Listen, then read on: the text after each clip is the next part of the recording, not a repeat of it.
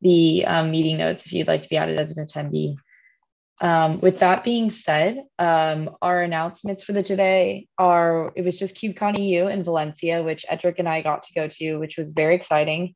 It was our first time with Akri being able to take benefit from the CNCF sandbox project benefits. So we were added to the CNCF in September of last year, so technically before KubeCon North America, but wasn't enough time to kind of register for some of those good benefits. Those being, we got to have our own booth in the project pavilion, which is pretty exciting. And we also had virtual office hours. So those were two things that were exciting to participate in. The booth, actually, we had the most cornered position in the entire pavilion. Like you go all the way to the corner and then pick the corner of the corner, and that was us. But it actually ended up being fine because a lot of people who went to the booths, if you went all the way to the project pavilion, you stopped by most of them. And it actually ended up being a good meeting place for people that we had hallway chats with to say, hey, come over to the booth. So that was an exciting thing and definitely something we should continue to take advantage of. Beyond that, I have been working a lot with the IoT Edge working group. I'm going to be moving into a co-chair position there. And so I participated in that working group session on device onboarding and management. And we talked about how Akri can be used in those scenarios. So we first started with the story of onboarding and managing servers at the edge, which Stephen Wong talked about secure device onboard there, which is kind of a zero touch way of powering on and immediately onboarding your servers. And then I kind of transitioned to those devices that are really small, these IoT devices that we talk a lot about with Akri, and kind of a management story that we're working out with Akri. And part of that also kind of transitions to one of our topics today was a workflow of doing a firmware upgrade of a device. And we mentioned a little bit about how do we handle credentials in this story and how that's not fully defined yet, but we want to be able to plug into various solutions for credential stores and various different authentication scenarios. So that was also a call for feedback in that session. That being said, that's all up on YouTube now. All of the KubeCon sessions are on YouTube. So if you didn't get to attend, whether virtually or in person, there's a lot of really interesting ones there. And then I also was on a panel for the CNCF tag runtime and also got to talk a little bit about Akri there. So those are some of the two talks that Akri got to kind of be presented and shared at during then. And that's our announcements for the day. So with that being said, I feel like I may have just started some of Edric's agenda item, which I'm sorry. So feel free to fill in any gaps, Edric, that I missed No, on our KubeCon I recap. think you did a pretty good job at summarizing our booth present at KubeCon.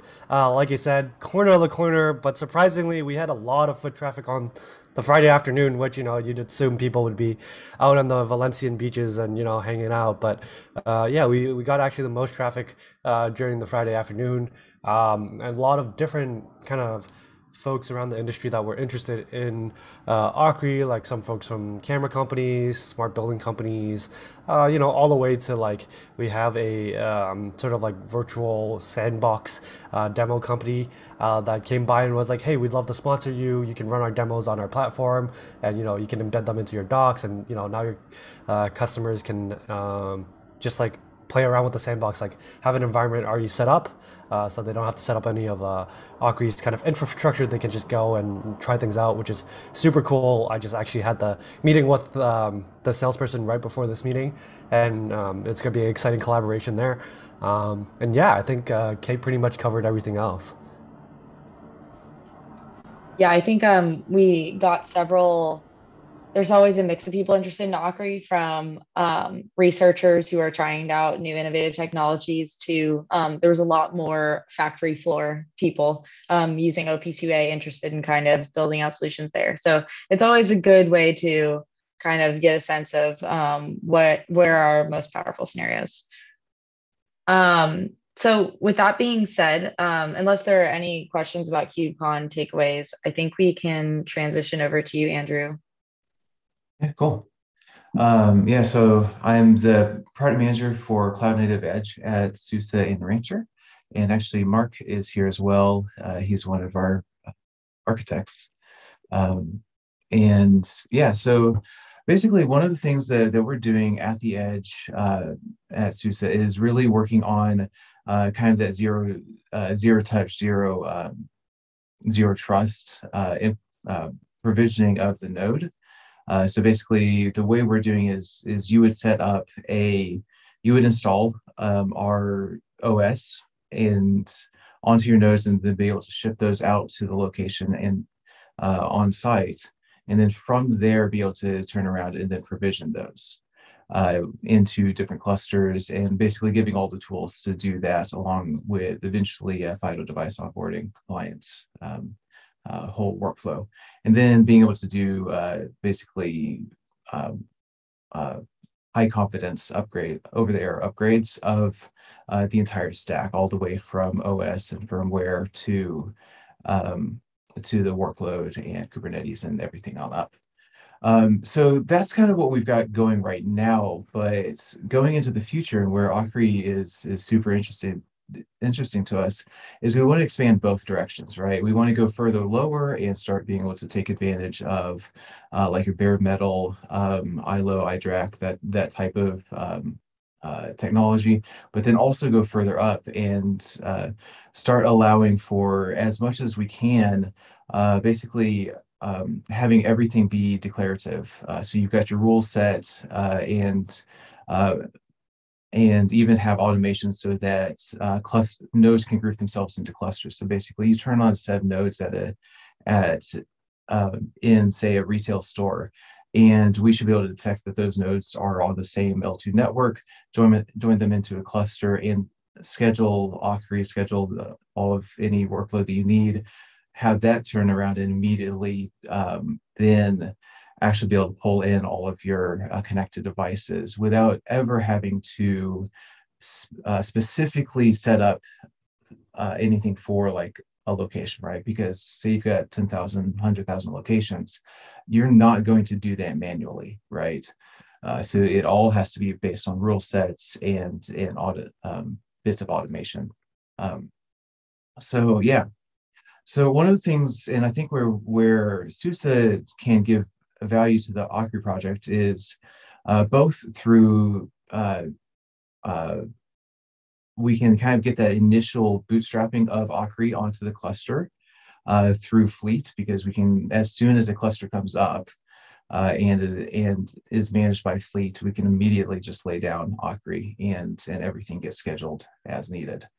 The other is that we obviously have our partner network, as well as all the other companies involved, that we can start pulling in and saying, okay, cool, you're selling these devices, so help us build, or let's open source the discovery pod, and let's build those together, right? And either depending on what that partner is, either do that open source, or it might be potentially proprietary and selling through us, selling through them, selling through whoever, right? And kind of playing the man in the middle there, and just kind of pushing the ecosystem as a whole forward, right? I'm hoping, but I can't promise that we can get engineers from SUSE and Rancher involved in Akri as well. I think that there's enough people who have interest that we can get that done, but naturally I can't promise that. But yeah, it's Akri, I think, is really going to be core to how we go to edge, because like, again, back to retail, you've got this cluster in the back office, but something is interacting with the real world, right? That cluster in isolation doesn't really do all that good. And Akri gives us that really sane demarcation, right? And that really good gateway to actually reach the actual devices that do interact with the real world. And especially the way that is done gives us the ability to do that with things that aren't like plugged in through USB, like Kubernetes Device Manager would be, for example. Yeah, that makes sense. And I think the wanting to make everything as declarative as possible is definitely kind of the Yeah. continuation of Akri that it plugs into Kubernetes declarativeness. I'm curious when you were saying um, wanting it to kind of be that zero touch experience. Do you know if with your customers, say in that retail scenario, if they do have a device registry of sorts, like are they going to have their devices listed and Akri's job is to discover, not only discover, but also reaffirm that these are the devices that were expected and do authentication in that way? Yeah, I do think that there will have to be some semblance of centralized device management. Whether we do that with some component in Ranger or we do that with some component in Akri, I think would probably depend on Akri's roadmap at the end of the day and how we collaborate. Um, my hope would be that we do it with some piece that we can then integrate into Ranger, even if it's not wholly owned by us. Um, but yeah, I do think at least the conversations I've had so far tend to steer towards like you're going to be getting shipped a bunch of devices, right? And from the vendor, they should be able to give you the say MAC address or some identification for those devices and the credentials. So you should be able to take all of that and load that into your essential repo of whatever source of truth that would be, right? Vault, for example, right?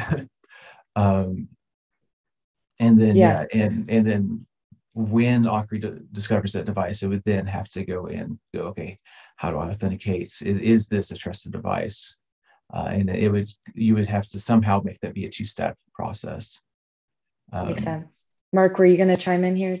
Yeah, I can tell you there's a few. So in retail, what we're seeing is that there are connected systems like printers, and in some cases, they're using old technology. They're using serial buses, peripherals that are not USB serial. They're old standard serial port. The use case that really has a lot of peripherals, though, you can imagine, is industrial, and there's a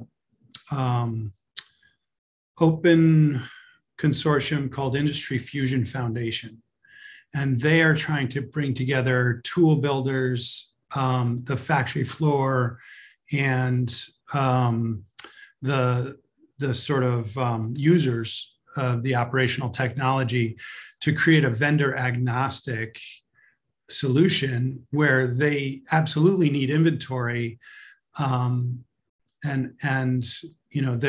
those connected devices are not things that would host Kubernetes themselves or a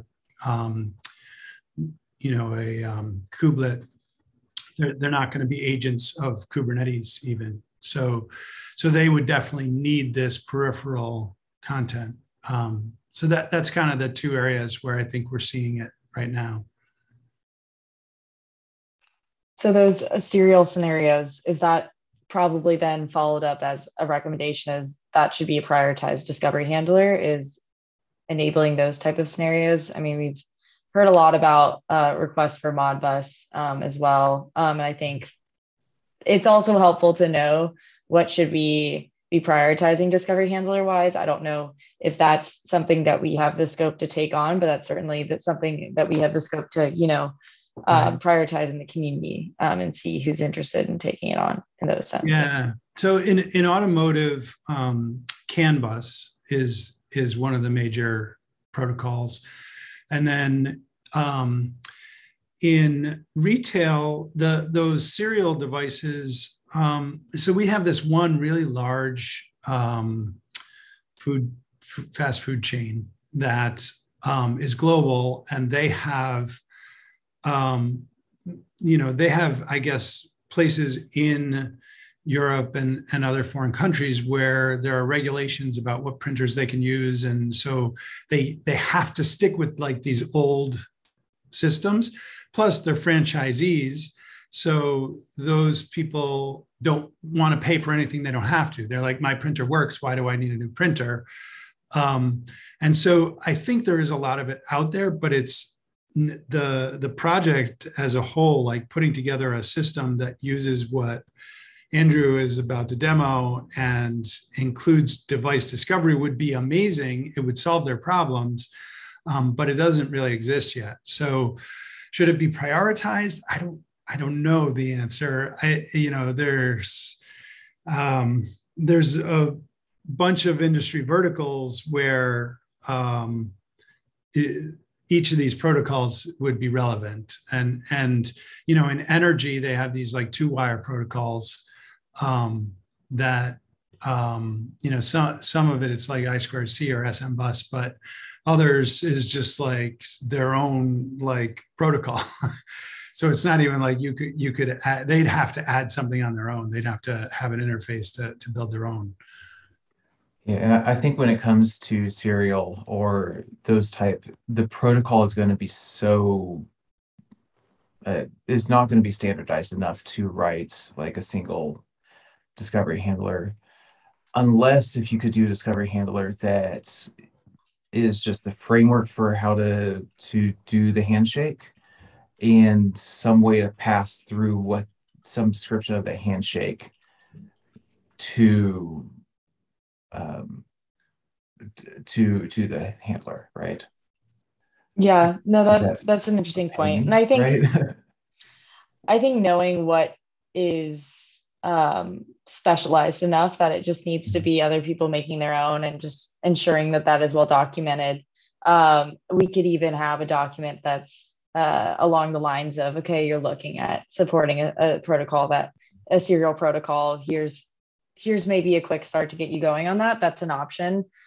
We do have a template, a discovery handler template, and it is gRPC interface. So I feel like people can pick it up if there are currently resources, but I'm sure there's always more to be had to speed that up. And then there's always the opportunity of whether it's specific enough where it needs to be proprietary versus one that is more generalized and that more people can use. But yeah, that is thanks, Mark, for sharing that overview of kind of all the different spaces there. Yeah, and it is hard to prioritize also because it's hard to know. You have your one-off connections and you don't know if that's the one-off or if that is what everyone wants to use.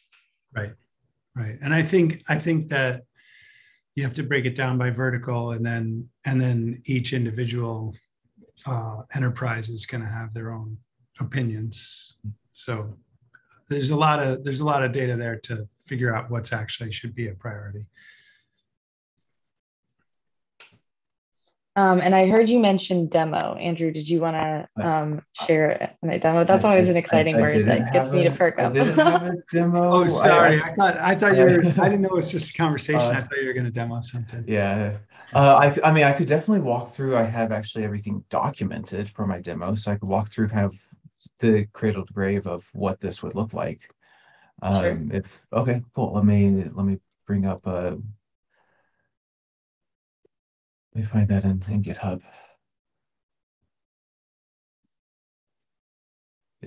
And actually it should be live sometime soon. There's a keynote demo for our SUSECon that's started today.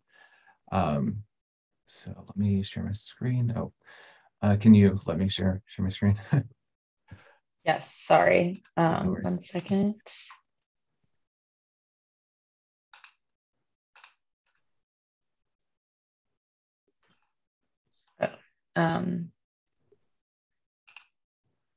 I think it is, sorry, I'll need more than a second. I have to first claim the host myself.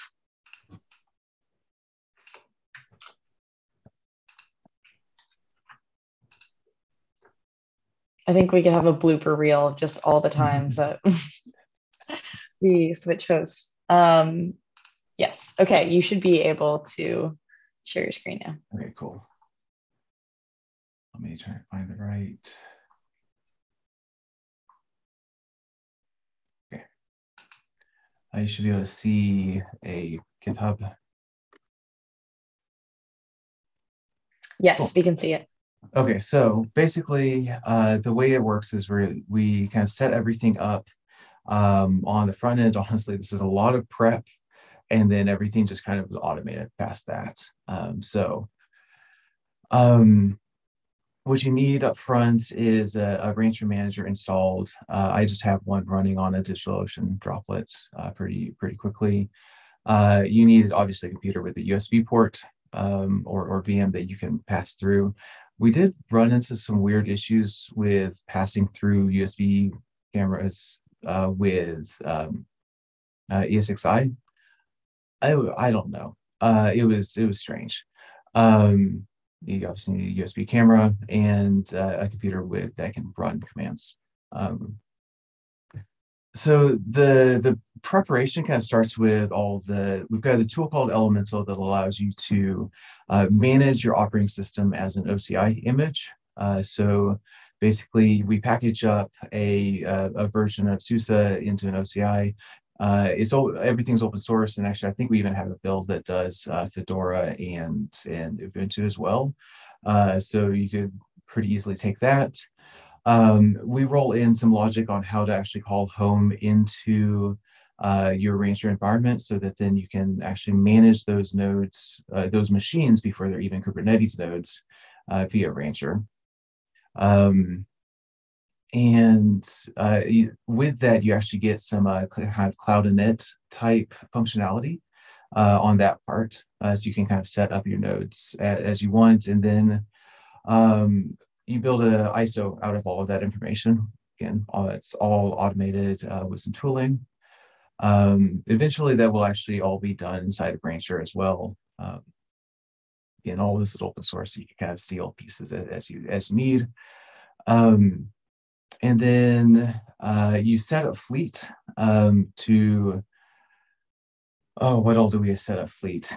Basically, we set up it so it installs Akri, a demo UI, Redis to just, so we just needed to mock out some extra traffic. New Vector, which is our security solution, so we can actually kind of see what's going on there. And then we basically tell Fleet to deploy all of those to the Edge Demo cluster group. So any clusters that come up with certain labels get added to this cluster group, and Fleet just automatically deploys this whole stack to them. Then we go and actually bootstrap all of or actually in this case, just the one server with that ISO that we just generated. Could be done through Pixie, whatever. And once it basically comes up, it installs itself onto disk and reboots. You pull your ISO after that reboot. And then in there, that will actually call home, register itself to Rancher, and then we can then use that to create a single node cluster from that. You create the cluster just with a quick apply of a paddle provisioning object. Then you add the machine that called home to this cluster. All this will be done through the UI. We built the UI for this. But yeah, basically you change it and you tell this machine inventory that it just registers itself to as basically, hey, you're going to be in this cluster and you're going to be a server node or control plane node. At this point, basically the whole chain of events happens. Rancher then sends down some provisioning information to the node. It spins up a K3s cluster, which immediately turns around and connects to Rancher and Fleet to get all of its configuration, can kind of self-manage. Fleet then, as soon as it connects to Fleet then turns around and installs Akri and the rest of the demo stack. Akri then sets up the discovery and discovers the device. Either you plugged it in or you haven't. And then in the discovery, actually, in the broker that I've got is a custom broker pod that runs an AIML workload. It's based on YOLO 5, I think, and what it does is it will actually detect, and luckily I have some in frame, but the little chameleon plushies. and show basically as soon as that AI/ML workload gets scheduled by Akri and connects to the USB device, it will start looking in. When it sees a chameleon, it latches and sends a picture of that chameleon plushie to the demo UI. If you cover up the camera, do it again, it'll unlatch, and then once it sees chameleon again, it will send that. So I didn't want to send every single frame. I was very constrained on network for the demo.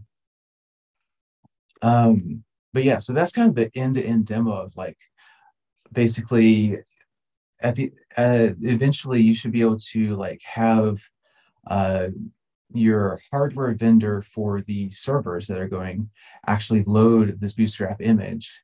So at some point it just becomes you plug in the server, or say Intel NUC, into power network, press the button, and through automation everything works, right? Everything is already configured and everything gets scheduled, and we're pretty close to having that all built out. This is super cool. I'm excited to watch it. I'm definitely going to tune in to the SUSECon keynote, and I love the Chameleon ML. So Right. I actually have one of those plushes, I think, from KubeCon North America. So I'm not sure where it is, but very cool. I have a lot of questions, but the first one, because it's right in front of my eyes, are you looking for ones with the discover capability and the capture capability? For some reason, I don't get the capture capability on my so Discover was what I needed to key off of, because I was coming up with two devices, one with Discover, one with nothing. I'm thinking the nothing was audio channel is my guess. I really don't know. Yeah. I was also having an issue where I also have, is it not on my desk? Weird. I also have a Logitech Brio camera, and for some reason that was actually coming up with 4 devices, 2 with capture, and so I was like, I'm just gonna sidestep that whole issue, and I don't know enough about UDEV to figure it out. Yeah, no, I think that's the interesting flow. Is the smarter the devices are, the more dev nodes they seem to take up, and then the more tailored your UDEV rule needs to be. And then if you have a variety of cameras that have different capabilities, I'm sure it's going to get a little tricky. So yeah, that would be, I mean, obviously my head immediately turns to, I'm curious how you'd make that work, but zooming back out, that was the thing that just caught my eye real quick. I'm curious with, so when you use Fleet, the node, which it sounds like maybe it's an Intel, or the machine, which it sounds like it's an Intel NUC, will reach out to Fleet over the network. So that's not like locally cached anything that comes with that original ISO. It's going out to Fleet, and then Fleet will then, Correct. Yeah, well, it reaches, so that ISO reaches out to Rancher, the Rancher manager, to basically call home and wait for further provisioning instructions. Eventually, potentially sooner rather than later, it will actually be using Cluster API to do that whole interchange. I don't know how transparent the Cluster API operations there will be, but I know that we're working to have at least this portion of the provisioning flow be Cluster API. That makes sense. And I guess with Cluster API, that's interesting because Cluster API isn't the best for single node scenarios, which it sounds like is for this. No, yeah, this definitely would be, I mean, it would be single node for this demo.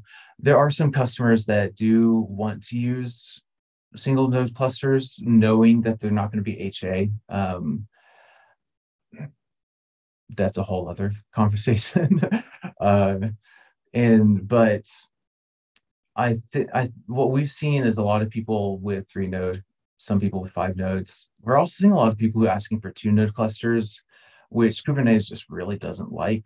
So I'm hoping that we can schedule a research project internally to figure out if a 2 node Kubernetes cluster can be realistically doable and what trade-offs you would get from it, knowing that the Raft protocol doesn't do 2 nodes. So yeah, that makes sense.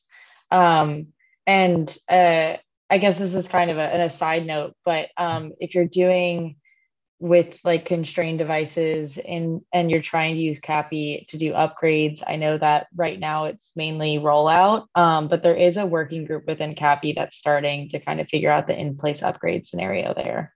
yeah. So the way we do upgrades is actually really interesting because we're treating the OS, the underlying OS portion, as a nice OCI image.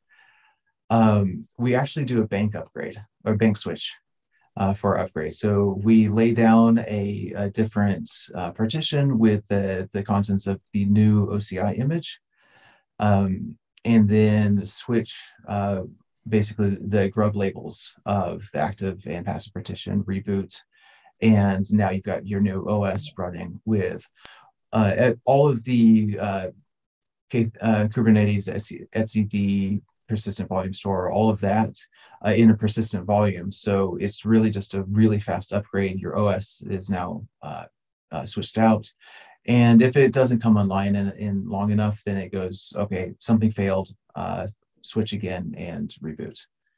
That makes sense. Yeah, and I can see, I guess that's still fighting CAPI's understanding of immutable nodes, but yeah.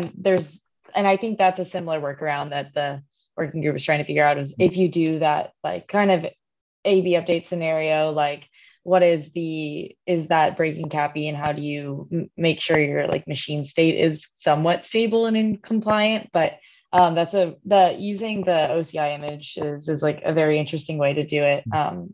Personally love using OCI for everything that you can.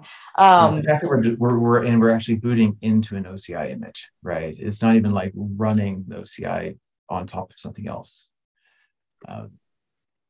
It was super clever. Yeah, very cool.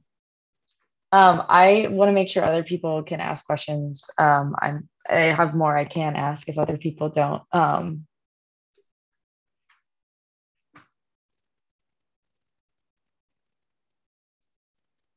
Okay, I'll ask another question, but other folks like feel free to interrupt or ask. But when you are doing your initial installation of Akri, do you think that normally when people kind of load Akri onto their cluster, they're also going to know what they want discovered, and that's not really going to change much? So for example, it sounds like you installed Akri and a configuration from the start. Do you think that will always be one step, or do you think people will continue to want to configure Akri to discover and use more over time? I think that, yeah, honestly, I think having it be the 2-step is going to make a whole lot more sense, especially because the different, hold on, let me just pull up my configuration. So this is the set of values that I'm using to install Akri right now. But especially when I was working through this, I found myself actually setting up the. Do I have this installed anywhere? I do not. Dang it. Yeah, I actually. You know what? Hold on. I'm going to power on some servers real fast. Cool. I say servers, they're little nooks. So I would say that they don't know what's going to be connected in most cases. Certainly in the industrial use case, if you look at like a factory is made up of multiple assembly lines. And each assembly line has devices attached, and they're looking at ways to use container orchestration to act as both a gateway for data that's being passed through, as well as a control plane for some of those edge devices that can't host Kubernetes, where Akri really shines. But the thing about assembly lines is that the production line changes. a factory line, and there are multiples in every factory. And then depending on what they're manufacturing, the connection of which devices are connected will change over time, so that you're basically producing different widgets each time. And actually, one of the challenges that I'm struggling with is that, you know, I can tell that I have a two-wire protocol I2C device connected, but if the device doesn't have any information about, like I can, and those I2C devices are addressable, so it'll have a unique address. But getting information about, like, making sure that what's running there is actually the thing that I wanted is really hard. And so you could end up plugging in a different two-wire protocol device. It shows up using the same FTDI driver, but it's actually a different runtime on the system. So that's one of the challenges, I think, with any of these edge, really, you know, sort of, yeah, you can discover them, but what are they? Yeah, I think that sounds similar to an issue that Jonathan Berry had previously when he came to a working group meeting, is some of these devices don't help us identify them. And so figuring out if there's existing tooling or how that can be done, if it's just a limitation of the hardware. But definitely an interesting problem that we've heard about before. But I haven't personally dealt with those devices. So yeah, and actually that kind of brings up one of the security portions of or the credentialing.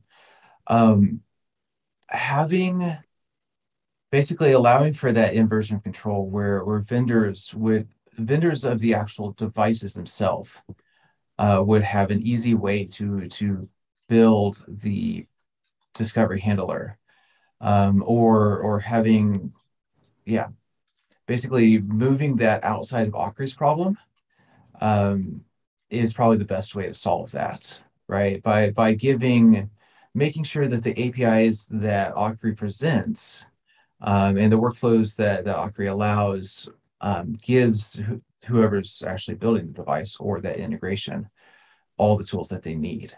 And that obviously comes with a massive amount of scope creep. So, no, I think that would be an ideal scenario. I think the interesting part with that is the vendor definitely knows best how to identify a device for sure, and the information that can be gotten from it.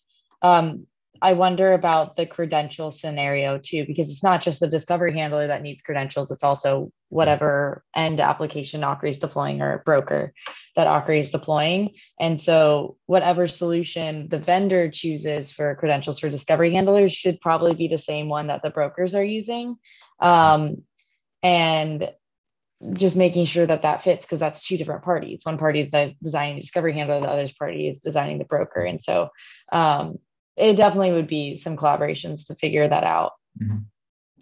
Yeah, and so I was chatting with Basil the other day about kind of the credentialing side of it, and he brought up that there's a whole industry around credential management for edge devices, and it would probably, I don't know enough about that industry, but it would be potentially really good to maybe pull some of them into this conversation and basically ask, like, hey, for you to build on top of Akri, what would we need to expose to you, right?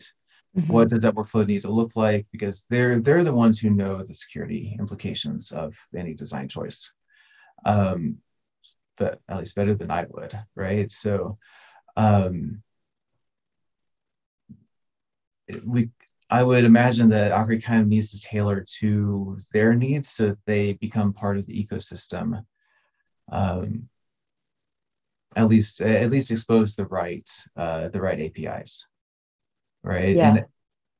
And I mean, I think something along the lines of like a certain manager style workflow might give you the right set of tooling. but Yeah. but that comes with, so again, a lot of other complications. Yeah, I think in general, with some sort of sidecar could be an option that it works with the discovery handler and then also with the brokers. I would just want to worry about footprint there. But all things to be explored. And yes, figuring out who's already embedded in this space and kind of looking at those industrial leaders like Keith Basil was saying, that would be good. A good start.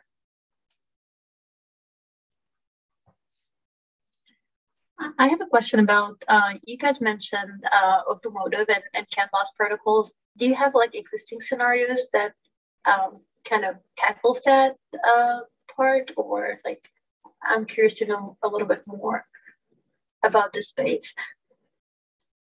Like the 2R protocols? You mentioned the CAN bus, which is very popular in automotive, right? Yeah. So in the automotive space, they're looking at, there's a project called SOAFEE, SOAFEE. It's the Scalable Open Architecture for Embedded Edge. And they are looking at a lot of these problems. Today, a car today has like something like 350 microcontrollers in it. And they're looking at using a container orchestration platform to sort of aggregate some of these systems. But there's like this transition period, and there's a lot of vendors involved. There's a lot of reasons why CAN bus is going to stay as a part of the solution. So being able to discover some of the existing resources in a vehicle. So if you think of like a sensor, all the modern vehicles have some sort of a backup sensor. They actually have multiples around the back of the tailgate. And while those aren't CAN bus, if you think about that sensor actuating and then going through, alerting something that has to then go through a microservice that then needs to get processed so that it gives an audible alert, gives a video alert on the screen, and basically is one of the security mechanisms in the vehicle. The CAN bus is along the same lines, where a lot of information goes through the CAN bus, and that's just sort of a general interface for automotive right now that needs to be addressed. I don't know if I answered your question though. I think you provided some really good pointers, but at least from your words, Mark, it doesn't seem to be like a fully fledged scenario that you guys are tackling today. It's more of like it's an area we kind of curious of what's going on. Yeah, it's years out. There are significant players. So SOAFEE was started by ARM, but other players include AWS and Continental. There are others that I just are not coming to my mind. Somewhere on this page, there's a list of basically the industry players that are trying to bring this together. But it's years out as far as I can tell. You'll notice in that top gray box, there's on the left-hand side, the mixed critical aware orchestrator. That is an idea, a conceptual idea for real-time, having to do with real-time operating systems and the ability to manage mixed critical workloads, things that have safety implications. This goes in industry as well. If you have a robot moving, it needs to be stopped. You send a stop signal and it needs to stop. And so if you're running a container orchestration system that does sort of this, eventual consistency and declarative deployments, and it's like, I'll get around to it when everything's ready, that doesn't work really well. So they're trying to figure out a way to use the container orchestration, but allow it to do some of these other functional tasks. CAN bus hasn't really come up as a priority right now, but I know that it's, it is one of those things that sits out there in the existing system that needs integration overall. Thanks, Mark. You're welcome.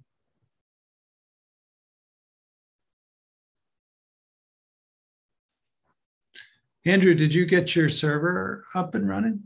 I am installing Akri right now. Okay. Yeah. So I am headed to Embedded World in a couple of weeks.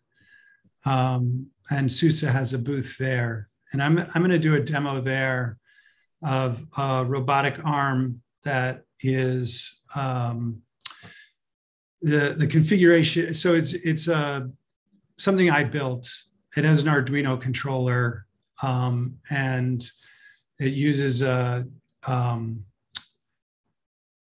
basically EEPROM configuration to drive the fingers. It's a humanoid robotic arm, and I'm using Kubernetes to update the configuration so it can make a gesture like a peace sign, and then through Kubernetes, I change the configuration, and then it does like a counting.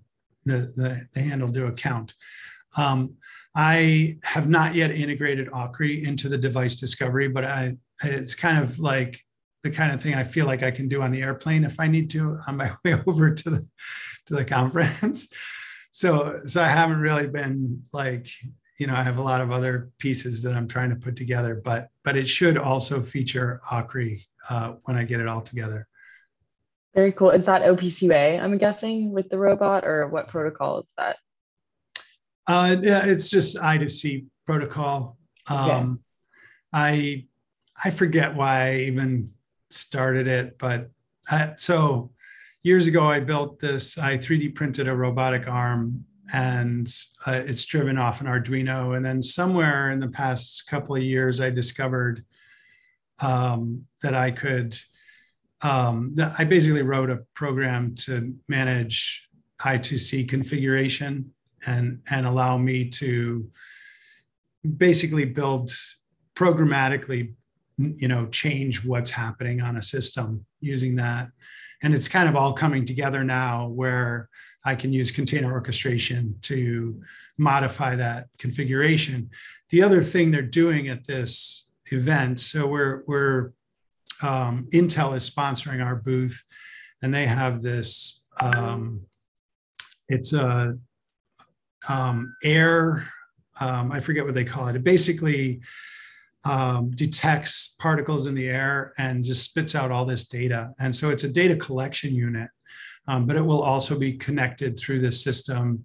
I know that they are using node feature discovery in the Intel part of the demo. And I know that from some of the presentations that they've done. And I've used that as well, but I think, I'm not sure that, where this group sits with NFD and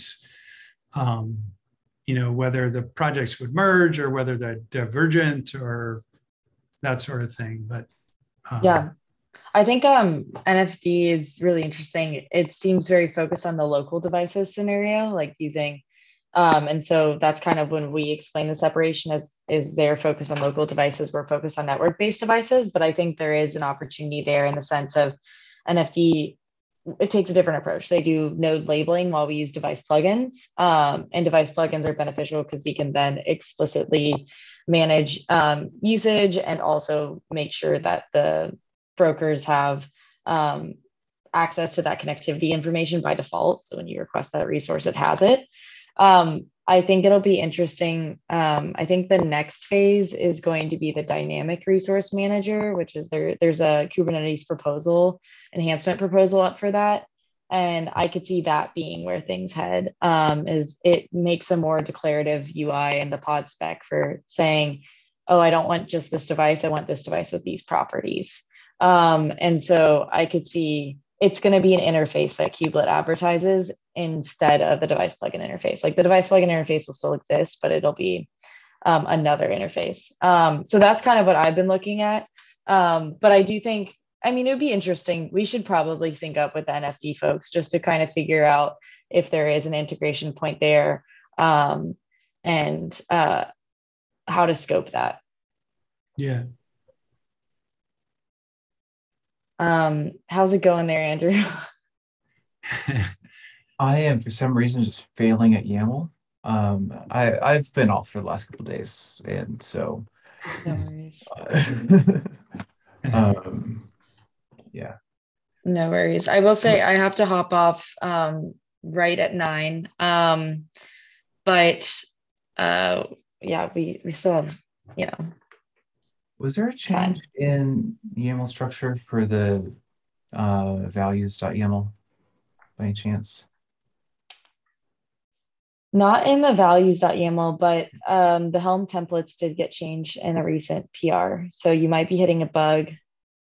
I'm getting a error converting YAML to JSON, found character that cannot start any token inside of Akri dev templates udev configuration. Okay, maybe try just the normal Akri chart. So remove the dev part. I got the same with the Akri chart as well. Oh, then that's probably not the recent change since we haven't made a release with it. Okay. I'm just gonna type everything in instead of copying and pasting and see if maybe there's something that was not set up right. So sorry. No worries. You're passing in a values file, right? That one that you're projecting. Yes. You know, actually it's great. I'm just gonna switch over, and I was just doing this without fleets, but I'm just going to go ahead and switch. I think I can do this on the fly. Let me just so that I'm not just like you're just looking at me staring at the screen.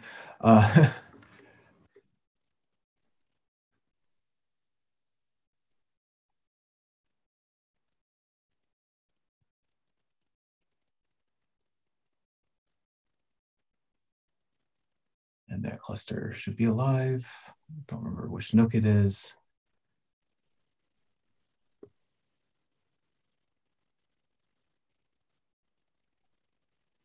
That is no cluster 1.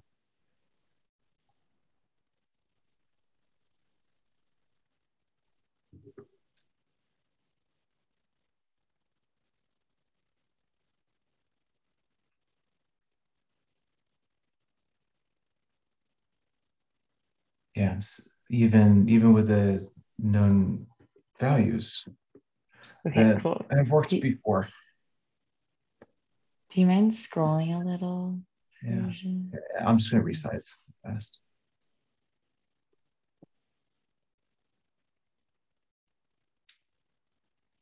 It's funny because this is the exact same chart that I used when I recorded the demo. Weird. I'm wondering about did you change your values file at all? No, so this is actually pulling directly from, let me just make sure that that's true.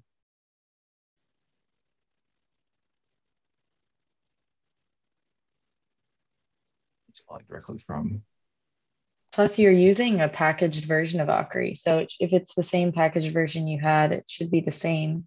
Right. Yeah, so I mean, yeah, I didn't make any changes to this.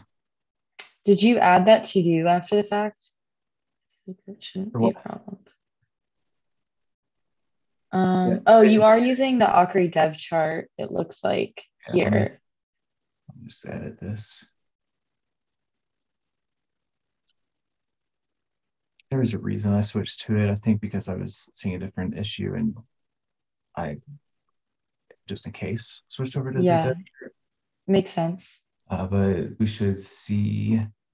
You might have just found a bug with our latest change, so that's helpful. And this will.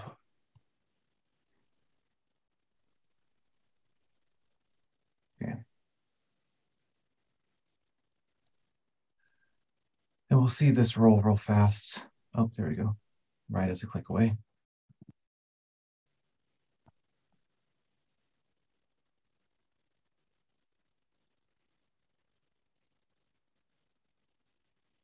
I mean, it's installing everything, so I don't know what it's complaining about. Was that a new thing? Did maybe it just updated correctly? Maybe it did. Maybe that was good enough. But yeah, so kind of what I wanted to show was inside of this cluster.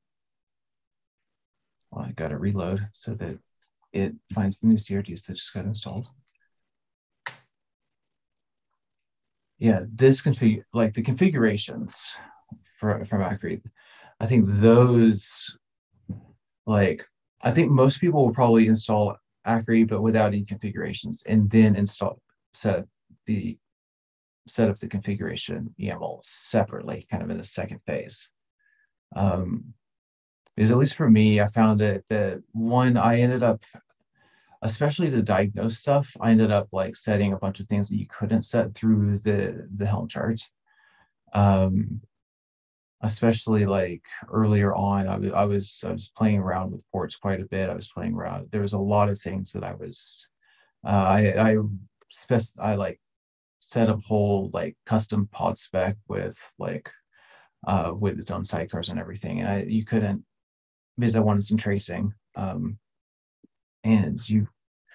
I couldn't figure out how to do that through the Helm chart. And I don't know if you really want to make the Helm chart that generic, because you kind of want the Helm chart to be safe to deploy.